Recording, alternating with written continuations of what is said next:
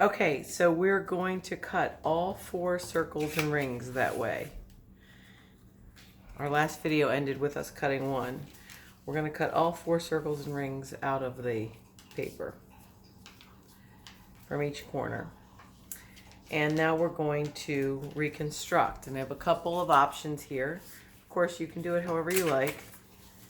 So let me show you. I'll show you what the original intent was, and then I'll show you what some of variations we've seen. Here's our white paper that we're reconstructing on. And again, don't adhere anything until you feel like you really are ready to commit. So again, you've got 2-sided paper. Decide what you like.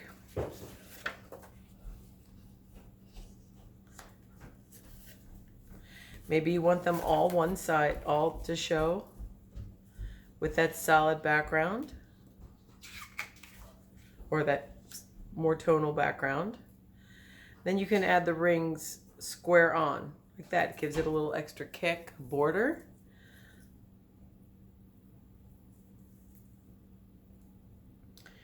Okay. So here's option 1.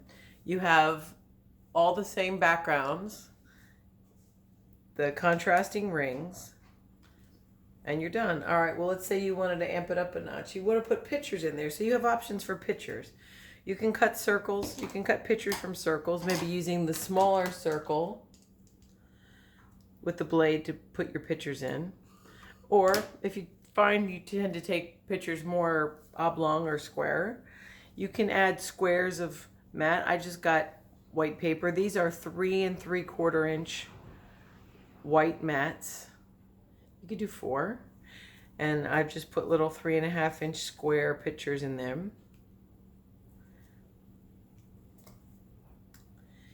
I've added the stitching look just to give it a little quiltier look. You could also add faux stitching around the edges if you wanted. So that's of course an option. There are also smaller cutting system shapes like the little heart. I don't have any with me. You could cut pictures out of that if you wanted. Okay, so here's something else I want to show you. I'm going to give credit to Barb Thomas, who took this class earlier.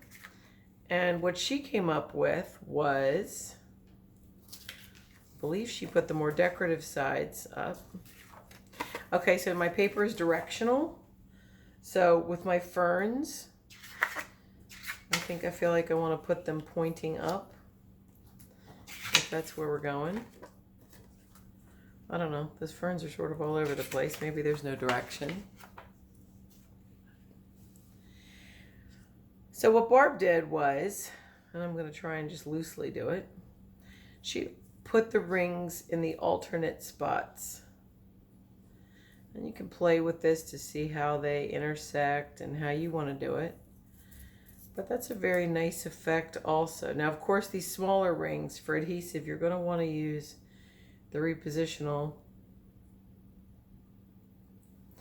So here, you know, and you can play with obviously how they fit together, and you can use these gaps to kind of judge.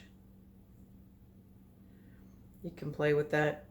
If you're not crazy about this middle area, this might be where you put one. This might be a title page where you put one photo in the middle. You could always put like an embellishment or something there, a small circle in there to solidify it up. I might do that. I don't have any cardstock nearby, but you could always just get a little, you know, your cutting system circle that you just used. This time cut it on the inside with a piece of coordinating cardstock. Or you could leave it like it is, or you can adjust them in any way. So anyway, have at it. That's it. That's the quilt inspired themed class, and we'll see you again soon. Thanks. Bye.